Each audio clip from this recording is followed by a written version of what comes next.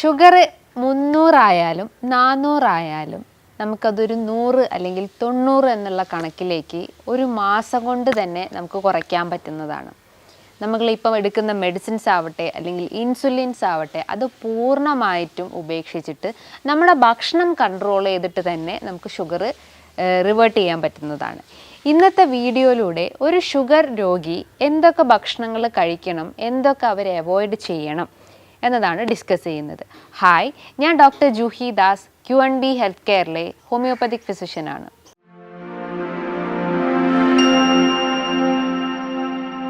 Sugar എന്ന് കേൾക്കുമ്പം എല്ലാവരും ചിന്തിക്കുന്നത് അതൊരു മാറാവ്യാധിയാണ്, ഒരിക്കലും നമ്മളെ ശരീരത്തിൽ നിന്നത് വിട്ടുപോവില്ല എന്നുള്ളൊരു റോങ് മെൻറ്റാലിറ്റിയാണ്.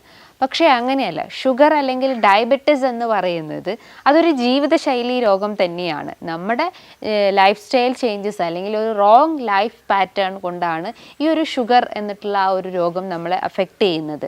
പണ്ട് കാലങ്ങളിലൊന്നും ഷുഗർ പേഷ്യൻസ് വളരെ റെയർലി റിപ്പോർട്ടഡ് ആണ്. പക്ഷേ ഇന്നത്തെ ജനറേഷൻസിന് നോക്കുകയാണെങ്കിൽ ഷുഗർ പേഷ്യൻസ് വർദ്ധിച്ചു വരികയാണ്. നമ്മുടെ കേരളത്തിൽ തന്നെയാണ് ഏറ്റവും കൂടുതൽ ഷുഗർ രോഗികൾ വർദ്ധിച്ചു വരുന്നത്.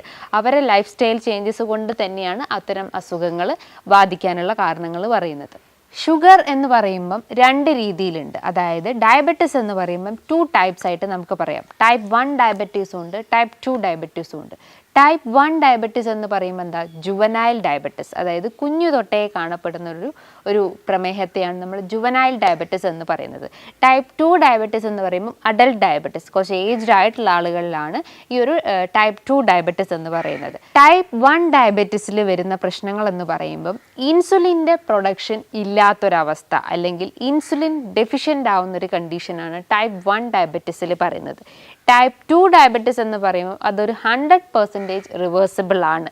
അതായത് അവിടെ ഇൻസുലിൻ പ്രൊഡക്ഷൻസ് ഉണ്ട്, പക്ഷെ അത് കൃത്യമായിട്ട് പ്രവർത്തിക്കാൻ പറ്റാത്തൊരവസ്ഥയാണ് ടൈപ്പ് 2 ഡയബറ്റിസിൽ വരുന്നത്. ഈ ഒരു ഡയബറ്റിസിൻ്റെ ലക്ഷണങ്ങൾ നോക്കുകയാണെങ്കിൽ പല രീതിയിൽ ഓരോ ഓർഗൻസിനെ അല്ലെങ്കിൽ ഓരോ ബോഡി പാർട്സിനെയും ഈ ഒരു ഷുഗർ എഫക്റ്റ് ചെയ്യാം. ഷുഗർ മോളിക്യൂൾസ് ബ്ലഡിൽ അലിഞ്ഞു കൂടുമ്പോൾ അല്ലെങ്കിൽ റേസ് ആവുമ്പം ബ്ലഡ് വെസൽസ് വീക്ക് ആവുന്നു. അപ്പോൾ ഓരോ ഓർഗൻസിലേക്കും അത് സപ്ലൈ ചെയ്യുന്ന ആ ഒരു ബ്ലഡ് ഫ്ലോ റെഡ്യൂസ് ആവുന്ന ഒരവസ്ഥ വരുന്നു. എസ്പെഷ്യലി ഇപ്പോൾ കാലുകളിൽ ഷുഗർ പേഷ്യൻസ് പ്രധാനമായിട്ട് പറയുന്ന ഒരു ലക്ഷണമാണ് കാലുകളിൽ തരിപ്പ്, മരവിപ്പ് തോന്നുക, ചെരുപ്പിടാൻ പറ്റാത്തൊരവസ്ഥ വരിക, കാലുകളിൽ ഒരു കടച്ചിൽ ഫീൽ. അതേപോലെ തന്നെയാണ് ഷുഗറിൻ്റെ സ്പൈക്ക് കാരണം രക്തക്കുഴലുകൾ ബ്ലോക്ക് ആവുന്നത്. എസ്പെഷ്യലി നമ്മൾ കിഡ്നി ബാധിക്കുന്ന അസുഖത്തെയാണ് നമ്മൾ ഡയബറ്റിക് നെഫ്രോപ്പതി എന്ന് പറയുന്നത്. അതായത് കിഡ്നിയിലേക്ക് സപ്ലൈ ചെയ്യുന്ന രക്തക്കുഴലുകൾക്ക് ബ്ലഡ് ഫ്ലോ റെഡ്യൂസ് ആവുകയും കിഡ്നി സംബന്ധമായിട്ടുള്ള ബുദ്ധിമുട്ടുകൾ ഉണ്ടാവുന്നു. യൂറിൻ ഔട്ട്പുട്ട് ഇൻക്രീസ് ആവുന്നു. രാത്രി കാലങ്ങളിൽ യൂറിൻ്റെ ഇൻക്രീസ് കൂടി വരുന്നു അല്ലെങ്കിൽ യൂറിൻ ഔട്ട്പുട്ട് വർദ്ധിച്ചു വരുന്നു. ഇടയ്ക്കിടയ്ക്ക് യൂറിനേറ്റ് ചെയ്യാനുള്ള ഒരു ടെൻഡൻസി വരുന്നു. യൂറിനിലൊരു സ്മെല്ല് ഫീൽ ചെയ്യുന്നു, ഒരു ഒഫൻസീവ്നെസ് അനുഭവപ്പെടുന്നു. അതോടൊപ്പം തന്നെ യൂറിനിൽ പത അനുഭവപ്പെടുന്നു. ഇതൊക്കെയാണ് ഡയബറ്റിക് നെഫ്രോപ്പതിൻ്റെ കണ്ടീഷൻസ് എന്ന് പറയുന്നത്. അതേപോലെ തന്നെ നമ്മളെ കണ്ണിനെയും ഷുഗർ ബാധിക്കാം. അതായത് കണ്ണിലേക്ക് സപ്ലൈ ചെയ്യുന്ന രക്തക്കുഴലുകളിൽ വീക്കാവുമ്പം നമുക്ക് കാഴ്ചയിൽ വിഷൻസ് പ്രശ്നങ്ങൾ ഉണ്ടാവുന്നു, കാഴ്ച മങ്ങിപ്പോകുന്ന ഒരവസ്ഥ ഉണ്ടാവുന്നു, നമ്മളത് കാരണം തെന്നി വീഴുന്ന ഇഷ്യൂസ് ഉണ്ടാവുന്നു. അതോടൊപ്പം തന്നെ ഡയബറ്റിക് അൾസർ പ്രശ്നങ്ങൾ ഉണ്ടാവുന്നു. അതായത് മുറിവ് ഉണ്ടായിക്കഴിഞ്ഞാൽ അത് ഉണങ്ങാൻ പറ്റാത്തൊരവസ്ഥ വരുന്നു, അത് വ്രണമായി പഴുത്ത് അതിൽ നിന്നും ഡിസ്ചാർജസ് വരുന്നു. അതിനെയാണ് നമ്മൾ ഡയബറ്റിക് അൾസർ എന്ന് പറയുന്നത്. അങ്ങനെ ഓരോ ബോഡി പാർട്സിനെ നോക്കുകയാണെങ്കിലും ഓരോ രീതിയിലുള്ള ലക്ഷണങ്ങളാണ് ഒരു ഷുഗർ നമ്മളെ ബോഡിയിൽ അഫക്റ്റ് ചെയ്തിട്ടുണ്ടെങ്കിൽ കാണിക്കുന്നത്. ഇതിൻ്റെ കാരണങ്ങൾ നോക്കുകയാണെങ്കിൽ അതിന് ഒട്ടനവധി കാരണങ്ങളുണ്ട്. അതായത് നമുക്ക് റിവേർട്ട് ചെയ്യാൻ പറ്റാത്ത കാരണങ്ങൾ എന്ന് പറയുമ്പോൾ ജെനറ്റിക് കോസാണ്. നമുക്ക് പാരമ്പര്യപരമായിട്ട് എന്തെങ്കിലും പ്രശ്നങ്ങൾ ഉണ്ടെങ്കിൽ നമ്മൾ ഗ്രാൻഡ് പാരൻസിനോ അല്ലെങ്കിൽ നമ്മൾ പാരൻസിനൊക്കെ ഷുഗറിൻ്റെ ഇഷ്യൂസ് ഉണ്ടെങ്കിൽ അതിൻ്റെ ഭാഗമായിട്ടും നമുക്ക് കാണിക്കാം. അതേപോലെ തന്നെ ഏജിങ്, പ്രായമായിട്ട് കഴിഞ്ഞാൽ അല്ലെങ്കിൽ ഒരു 40+ ആയിട്ടുള്ള ആളുകൾക്കും ഈ ഒരു ഷുഗർ ബാധിക്കാനുള്ള ചാൻസസ് വളരെ കൂടുതലാണ്. അതായത് കുഞ്ഞു ആളുകൾക്ക് ജുവനൈൽ ഡയബറ്റിസ് ആവട്ടെ, ടൈപ്പ് 2 എന്ന് പറയുമ്പോൾ ഏജ്ഡ് ആയിട്ടുള്ള ആളുകളിലും അതൊക്കെ നമുക്ക് റിവേർട്ട് ചെയ്യാൻ പറ്റാത്തൊരു കേസസ് ആണെന്ന് പറയാം. പക്ഷേ അതർ കോസസ് എന്ന് പറയുമ്പം നമ്മുടെ ലൈഫ് സ്റ്റൈൽ ചേഞ്ചസ് തന്നെയാണ്. നമ്മുടെ സെഡൻറ്ററി ലൈഫ് സ്റ്റൈൽ, നമ്മൾ ചടഞ്ഞു കൂടിയിരിക്കുന്ന അവസ്ഥ അവസ്ഥ. നമ്മൾ കഴിക്കുന്ന ഭക്ഷണത്തിനെ കൃത്യമായിട്ട് അതിനെ ബേൺ ഔട്ട് ചെയ്യാൻ പറ്റുന്നില്ല, അല്ലെങ്കിൽ കൃത്യമായിട്ട് ഫാറ്റ് മെറ്റബോളിസം നമ്മുടെ ശരീരത്തിൽ നടക്കുന്നില്ല. ഇൻസുലിൻ റെസിസ്റ്റൻസ് വർദ്ധിച്ചു വരുന്നു. ഇൻസുലിൻ റെസിസ്റ്റൻസ് എന്ന് പറയുമ്പോൾ എന്താണ്? നമ്മൾ കഴിക്കുന്ന ഭക്ഷണത്തിനെ എനർജി കൺവേർഷൻസിൻ്റെ ഭാഗമായിട്ട് ഗ്ലൂക്കോസായിട്ട് കൺവേർട്ട് ചെയ്യുന്നു. ഈ ഗ്ലൂക്കോസ് എക്സസ് ആകുമ്പോൾ അത് ഓരോ ഓർഗൻസിലും പോയി ഡിപ്പോസിറ്റ് ചെയ്യുന്നു. അപ്പം അത് ആ ഗ്ലൂക്കോസിനെ കൃത്യമായിട്ട് ഇൻസുലിനെ ഐഡൻറ്റിഫൈ ചെയ്യാൻ പറ്റാത്തൊരവസ്ഥ വരുന്നു. അതിനെയാണ് നമ്മൾ ഇൻസുലിൻ റെസിസ്റ്റൻസ് എന്ന് പറയുന്നത്. അപ്പോൾ ഇൻസുലിൻ റെസിസ്റ്റൻസ് കൂടുകയും ഇൻസുലിൻ സെൻസിറ്റിവിറ്റി കുറയുകയും ചെയ്യുന്ന ഒരു മെയിൻ കണ്ടീഷനാണ് ഈ ഒരു ഷുഗറിൽ ബാധിക്കുന്നത്. അതേപോലെ അമിത വണ്ണുള്ള ആളുകൾ, അതിൻ്റെ മെയിൻ റീസൺ തന്നെയാണ് ഇൻസുലിൻ റെസിസ്റ്റൻസ് എന്ന് പറയുന്നത്. അതേപോലെ മറ്റെന്തെങ്കിലും ഓട്ടോ ഇമ്മ്യൂൺ ഡിസോർഡേഴ്സ് ഉള്ള ആളുകൾക്കും ഷുഗർ ബാധിച്ചെന്ന് വരാം. അതേപോലെ കൃത്യമായിട്ട് വർക്കൗട്ട്സ് ചെയ്തിട്ടില്ലെങ്കിൽ, നമ്മളെ ലൈഫ് സ്റ്റൈൽ ചേഞ്ചസ് ആയിട്ടുള്ള, നമ്മൾ കൂടുതലായിട്ടും ഭക്ഷണത്തിൽ പ്രാധാന്യം കൊടുക്കുന്ന ആളുകളാണ്. അതായത് കൂടുതലായിട്ടും കലോറി റിച്ച് ആയിട്ടുള്ള ഭക്ഷണങ്ങൾ, കൊഴുപ്പേറിയ ഭക്ഷണങ്ങളൊക്കെ നമ്മൾ ഡേ ബൈ ഡേ നമ്മളിങ്ങനെ കഴിക്കുകയാണെങ്കിലും അതിൻ്റെ ഭാഗമായിട്ടും നമ്മളെ ബോഡിയിൽ ഷുഗർ മോളിക്യൂൾസ് സ്പൈക്ക് ആവാം, അല്ലെങ്കിൽ ബ്ലഡ് വെസൽസ് വീക്കായിട്ട് പല കോംപ്ലിക്കേഷൻസ് നമ്മളെ ബോഡിയിൽ ക്രിയേറ്റ് ചെയ്യുക. അപ്പോൾ ഒരു ഷുഗർ രോഗി എന്തൊക്കെ ഭക്ഷണങ്ങൾ കഴിക്കണമെന്ന് നമുക്ക് ആദ്യം ഒന്ന് ഡിസ്കസ് ചെയ്യാം. അതായത് ഷുഗർ പേഷ്യൻസ് ആദ്യം ശ്രദ്ധിക്കേണ്ടതെന്ന് പറയുമ്പം ആദ്യം തന്നെ അവർ ബ്ലഡ് ഷുഗർ ജസ്റ്റ് ഒന്ന് ചെക്ക് ചെയ്യുക. HbA1c ആദ്യം ചെക്ക് ചെയ്യുക, ഫാസ്റ്റിംഗ് ബ്ലഡ് ഷുഗർ നോക്കുക, പോസ്റ്റ് പ്രാൻഡിയൽ അത് ഭക്ഷണത്തിന് ശേഷമുള്ള ബ്ലഡ് ഷുഗറൊക്കെ ആദ്യം ചെക്ക് ചെയ്യുക. എന്തെങ്കിലും ഒരു ഇംബാലൻസ് വരുമ്പം നമ്മൾ ജസ്റ്റ് ഒരു മരുന്നിൻ്റെ പുറകെ പോവാതെ നമ്മളെ ഭക്ഷണ രീതികൾ തന്നെയാണ് ആദ്യം കറക്റ്റ് ചെയ്യുന്നത്. പല പേഷ്യൻസ് പറയാറുണ്ട്, ഞങ്ങൾ കാലങ്ങളായിട്ട് ഇൻസുലിൻ എടുക്കുന്നുണ്ട്, പല അസുഖത്തിന് വേണ്ടി നമ്മൾ മെഡിസിൻസ് എടുക്കുന്നുണ്ട്, അതിൻ്റെ ഭാഗമായിട്ടാണ് ഈ ഷുഗർ വന്നിട്ടുള്ളത്. പക്ഷേ അങ്ങനെയല്ല. നമ്മൾ മെഡിസിൻസ് എടുക്കുന്നുണ്ട്, അതോടൊപ്പം നമ്മുടെ ഡയറ്റും അല്ലെങ്കിൽ ഭക്ഷണ രീതികളും കൺട്രോൾഡ് അല്ലെങ്കിൽ അതിൻ്റെ ഭാഗമായിട്ടാണ് നമുക്ക് ഷുഗർ വരുന്നത്. അല്ലാണ്ട് മെഡിസിൻസ് എടുത്തുകൊണ്ട് യാതൊരു ഷുഗറും മോളിക്യൂൾസും നമ്മുടെ ബോഡിയിൽ ഇൻക്രീസ് ആവുന്ന ചാൻസസ് വളരെ കുറവാണ്. അപ്പം നമ്മളെ ഭക്ഷണത്തിൽ ശ്രദ്ധിക്കേണ്ട കാര്യങ്ങൾ എന്ന് പറയുമ്പോൾ ബാലൻസ്ഡ് ഡയറ്റാണ് മെയിൻറ്റെയിൻ ചെയ്യേണ്ടത്. ബാലൻസ്ഡ് ഡയറ്റ് എന്ന് പറയുമ്പോൾ എന്താണ്? കാർബ്സിൻ്റെ അളവ് ഈക്വൽ ആവുക, പ്രോട്ടീൻസിൻ്റെ അളവ് ഈക്വൽ ആവുക, ഫൈബറും ഫാറ്റ് മോളിക്യൂൾസും ഈക്വലി ബാലൻസ്ഡ് ആവുന്ന രീതിയിൽ.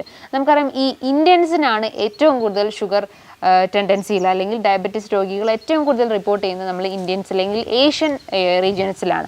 അതിൻ്റെ റീസൺസ് ആണ്, നിങ്ങളെ ബാലൻസ്ഡ് ഡയറ്റ് നോക്കുകയാണെങ്കിൽ അല്ലെങ്കിൽ നിങ്ങളെ ഡയറ്റ് പാറ്റേൺ നോക്കുകയാണെങ്കിൽ കാർബ്സിൻ്റെ അളവ് 80% ആണ്. നമ്മളൊരു 100 ഗ്രാം എടുക്കുകയാണെങ്കിൽ കാർബ്സിൻ്റെ അളവ് ഒരു 80% ആണ്.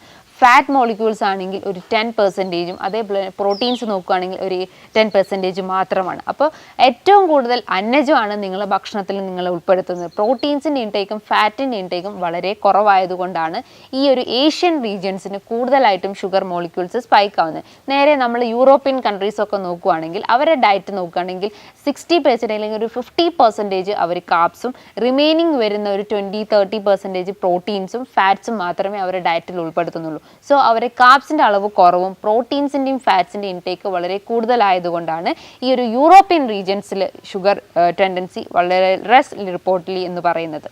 ഭക്ഷണം കഴിക്കുമ്പം ക്വാണ്ടിറ്റി കുറച്ചിട്ട് ക്വാളിറ്റി ആയിട്ടുള്ള ഭക്ഷണങ്ങൾ കഴിക്കാൻ ശ്രമിക്കുക. അതായത് ഓരോ ഇടവേളകളിലും കഴിക്കാൻ ശ്രമിക്കുക. അതായത് അളവ് കുറച്ചിട്ട് നമ്മൾ രാവിലെ, അതേപോലെ തന്നെ ഒരു 11 മണിക്കും 1 മണിക്കും അങ്ങനെ ഒരു അളവ് കൂട്ടിയിട്ട്, അതായത് ആ ഒരു ഡ്യൂറേഷൻസ് കൂട്ടിയിട്ട് അളവ് കുറച്ചിട്ട്, ഭക്ഷണത്തിൻ്റെ അളവ് കുറച്ചിട്ട് കഴിക്കാൻ ശ്രമിക്കുക.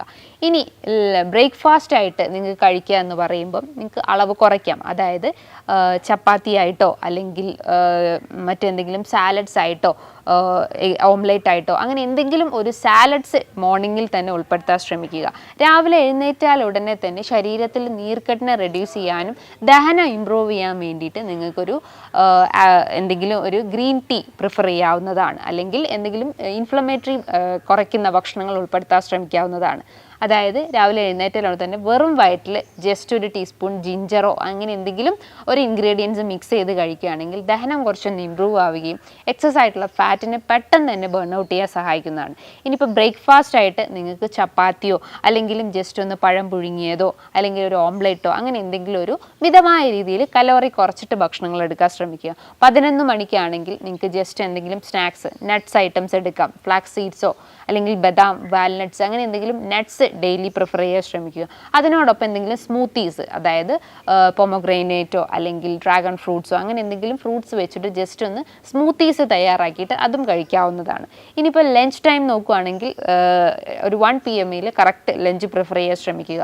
ഒരു പ്ലേറ്റിൻ്റെ പോർഷൻ നോക്കുകയാണെങ്കിൽ ഒരു സ്മോൾ ബൗളിൽ കുറച്ച് അളവിൽ ബ്രൗൺ റൈസ് പ്രിഫർ ചെയ്യുക.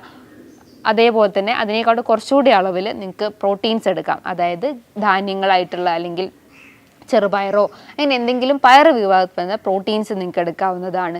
ഒരു ഓംലെറ്റോ അല്ലെങ്കിൽ വേവിച്ച ഫിഷ് ഐറ്റംസോ അല്ലെങ്കിൽ ചിക്കൻ ഐറ്റംസോ നിങ്ങൾക്ക് പ്രിഫർ ചെയ്യാവുന്നതാണ്. അതായത് ചോറിൻ്റെ അളവ് കുറച്ചിട്ട് മറ്റുള്ള വിഭവങ്ങൾ നിങ്ങൾ ഇൻക്രീസ് ചെയ്യാൻ ശ്രമിക്കുക.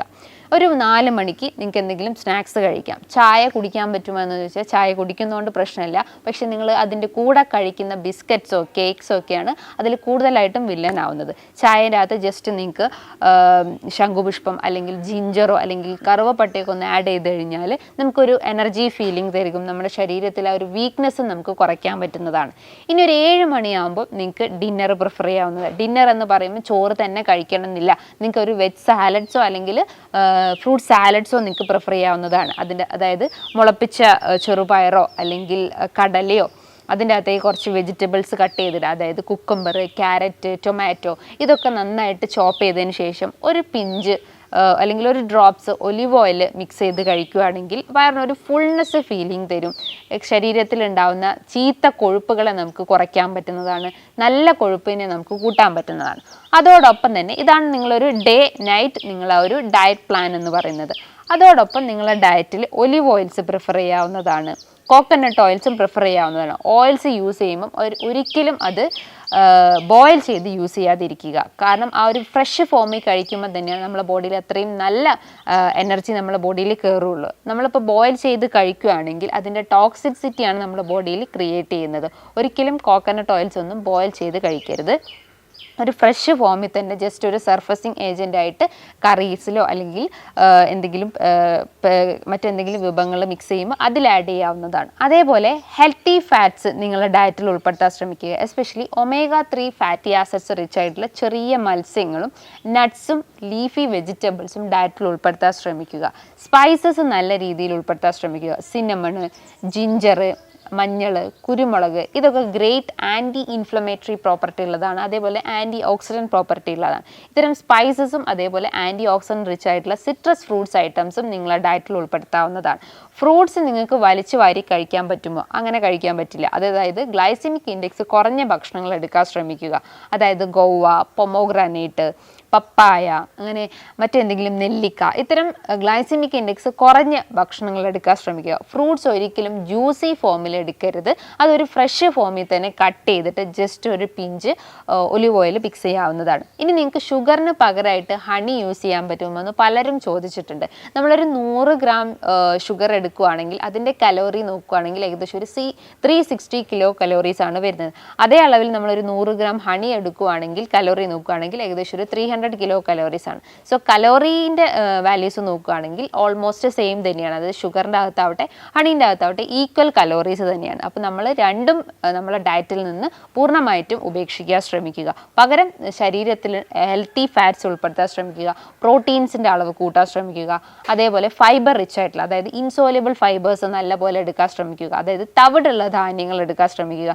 ചാമയരിയോ മട്ടയരിയോ അല്ലെങ്കിൽ തെന അങ്ങനത്തെ എന്തെങ്കിലും തവിടുള്ള ഭക്ഷണങ്ങൾ എടുക്കാൻ ശ്രമിക്കുക.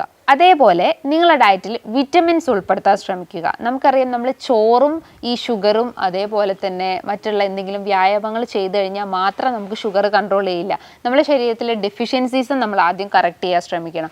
വൈറ്റമിൻ B12 അടങ്ങിയിട്ടുള്ള ഭക്ഷണങ്ങൾ, അതേപോലെ vitamin E, vitamin C, vitamin D ഇത്തരം വിറ്റമിൻസും നിങ്ങളുടെ ഡയറ്റിൽ ഉൾപ്പെടുത്താൻ ശ്രമിക്കുക. വിറ്റമിൻ സി എന്ന് പറയുമ്പോൾ ഗ്രേറ്റ് ആൻറ്റി ഇൻഫ്ലമേറ്ററി പ്രോപ്പർട്ടി ഉള്ളതാണ്. അതായത് ആൻറ്റി ഓക്സിഡൻറ്റ് റിച്ച് ആയിട്ടുള്ളതാണ്. നിങ്ങൾക്ക് ഡെയിലി ഒരു നെല്ലിക്ക വെച്ച് കഴിക്കാവുന്നതാണ്. നെല്ലിക്ക കഴിച്ച് കഴിഞ്ഞാൽ നമ്മുടെ ദഹനം അതായത് ഗട്ട് ഹെൽത്ത് കുറച്ചൊന്ന് ഇമ്പ്രൂവ് ആവുകയും നമ്മുടെ സ്കിൻ ഹെൽത്തും അതേപോലെ തന്നെ ഹെയർ ഹെൽത്തും ഒപ്പം തന്നെ നമ്മുടെ ബ്ലഡ് വെസൽസും കുറച്ചൊന്ന് ബൂസ്റ്റപ്പ് ചെയ്യാൻ സഹായിക്കുന്നതാണ്. അതോടൊപ്പം തന്നെ വിറ്റമിൻ ഇ റിച്ച് ആയിട്ടുള്ള ഭക്ഷണങ്ങൾ, mushrooms, shell fishes, soya beans, അതേപോലെ തന്നെ ലീഫി വെജിറ്റബിൾസ് ഒക്കെ ഡയറ്റിൽ ഉൾപ്പെടുത്താൻ ശ്രമിക്കുക. വിറ്റമിൻ ഡി എന്ന് പറയുമ്പോൾ നമുക്ക് സൺഷൈൻ വൈറ്റമിൻസ് ആണെന്ന് അറിയപ്പെടാം. അതായത് നന്നായിട്ട് വെയിൽ കൊള്ളാൻ ശ്രമിക്കുക.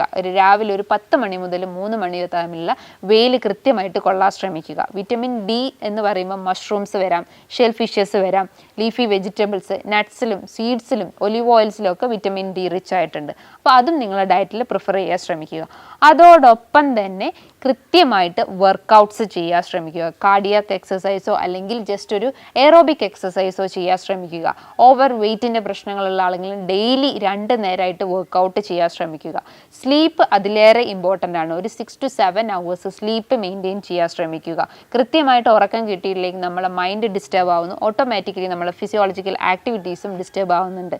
അതോടൊപ്പം തന്നെ നിങ്ങളെ ബോഡി എപ്പോഴും ഹൈഡ്രേറ്റ് ചെയ്യാൻ ശ്രമിക്കുക. ഡെയിലി ഒരു 10 to 12 ഗ്ലാസ്സസ് വെള്ളം കുടിക്കാൻ ശ്രമിക്കുക. ഭക്ഷണത്തിൻ്റെ മുൻപായിട്ട് 1 ഗ്ലാസ് വെള്ളം കുടിക്കാൻ ശ്രമിക്കുക. അതോടൊപ്പം തന്നെ ഭക്ഷണത്തിന് ശേഷമായിട്ടും വെള്ളം കുടിക്കാൻ ശ്രമിക്കുക. ഇൻ ബിറ്റ്വീൻ, അതായത് ഭക്ഷണത്തിൻ്റെ ഒപ്പം നമ്മൾ വെള്ളം കുടിച്ചു കഴിഞ്ഞാൽ നമ്മുടെ ആസിഡ് സെക്രീഷൻ എക്സസ് ആവുകയും അല്ലെങ്കിൽ അതിലൊരു ഇംബാലൻസ് വരികയും നമുക്ക് ഗ്യാസ്ട്രൈറ്റിസിൻ്റെ ഇഷ്യൂസ് ക്രിയേറ്റ് ചെയ്യാനുള്ള ഒരു ചാൻസസ് ഉണ്ട്. ഈ ഒരു ഷുഗർ പ്രശ്നങ്ങൾ വർദ്ധിച്ചു വരുമ്പോൾ നമ്മൾ ഈ പറഞ്ഞിട്ടുള്ള കാര്യങ്ങൾ കൃത്യമായിട്ട് നമ്മളെ ലൈഫ് സ്റ്റൈലിൽ ഉൾപ്പെടുത്തി കഴിഞ്ഞാൽ, അല്ലെങ്കിൽ മരുന്നിൻ്റെ ഉപയോഗം പൂർണ്ണമായിട്ട് ഉപേക്ഷിച്ചിട്ട് നമ്മളെ ഡയറ്റിൽ കൂടുതലായിട്ടും ഫോക്കസ് ചെയ്ത് കഴിഞ്ഞാൽ ഇത്തരം ഷുഗർ പ്രശ്നങ്ങളും അതേപോലെ തന്നെ പല രീതിയിലുള്ള ജീവിതശൈലി രോഗങ്ങൾ നമുക്ക് കൺട്രോൾ ചെയ്യാൻ പറ്റുന്നതാണ്. ഹോമിയോപ്പതി ആസ്പെക്ട്സ് നോക്കുകയാണെങ്കിൽ ഇത്തരം ഡയബറ്റിസ് പ്രശ്നങ്ങൾക്ക് നല്ല രീതിയിൽ മെഡിസിൻസ് അവൈലബിൾ ആണ്. ഇനി ഇതുമായി ബന്ധപ്പെട്ട് നിങ്ങൾക്ക് എന്തെങ്കിലും സംശയങ്ങളുണ്ടെങ്കിൽ താഴെ കാണുന്ന നമ്പറിൽ കോൺടാക്റ്റ് ചെയ്യാവുന്നതാണ്. നല്ലൊരു ഹെൽത്ത് ടോപ്പിക്കുമായി വീണ്ടും കാണാം. താങ്ക്